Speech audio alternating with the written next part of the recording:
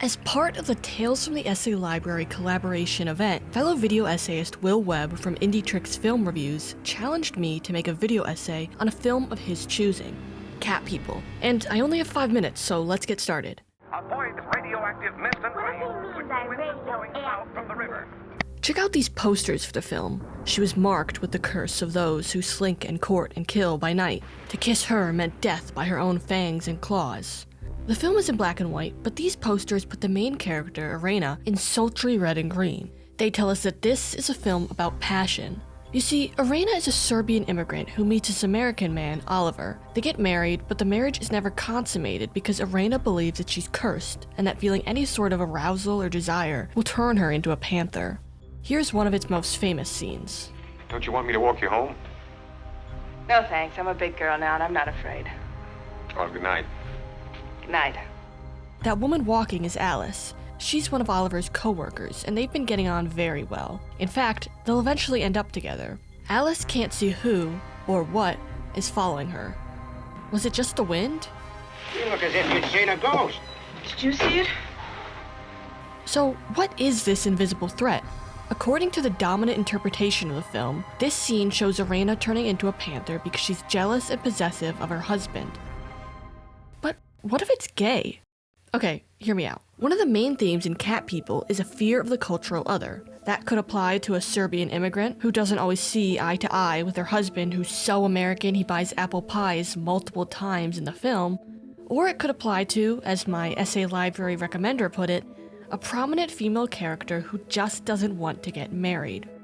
In the decades leading up to Cat People's release in 1942, the view of homosexuality in the medical field kept shifting back and forth between something innate and something acquired. Irena's cat curse is like a mix of these.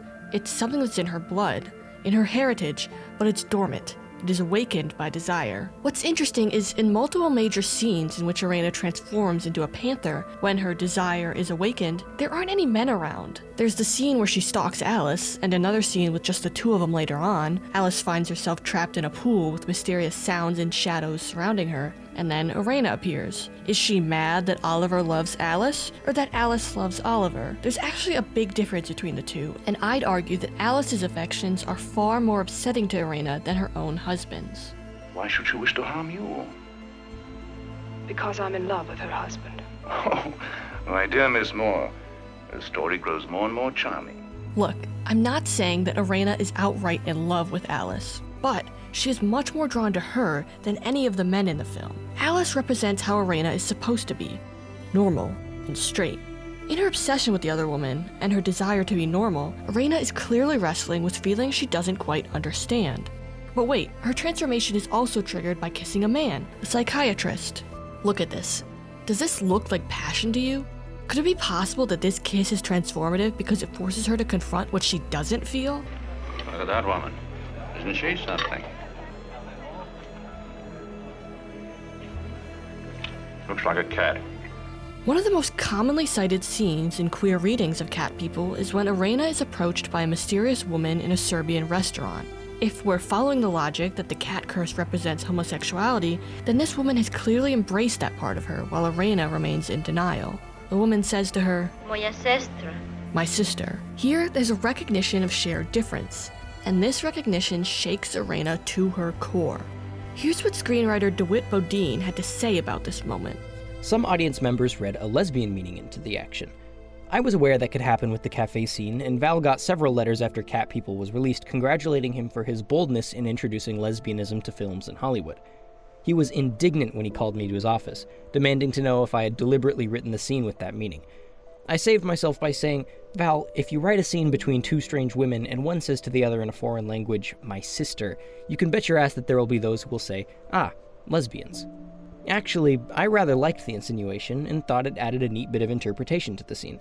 Irena's fears about destroying a lover if she kissed him could be because she was really a lesbian who loathed being kissed by a man. I can't bear to see you unhappy. I love you too darn much, and I don't care if you do know it, Ollie. When they admit their feelings for each other, they get to live happily ever after. So, what's the deal with Irena's curse? To her, facing her own desire is her downfall. As a queer person watching the film, I can see the signs all too clearly. Her desire isn't toward her husband. It never was. Irena insists that there's something evil inside her, something unnatural, and admitting those feelings cannot get you a happy ending in 1940s Hollywood. I envy every woman I see on the street. They're happy, they make their husbands happy. They lead normal, happy lives. They're free. Thank you, Will from Indie Tricks, for this awesome recommendation. Now it's my turn to recommend a film. I gave Max Teeth the 1995 philosophical vampire film, The Addiction. Their video essays are always so creative and intelligent, so of course I had to recommend a film that I didn't totally understand when I watched it. Help me out here, Max. Go to the video description for a direct link, or just follow along in the Tales from the Essay Library playlist. My name is Kaylin, also known as Kiki Crazed, and thank you for watching.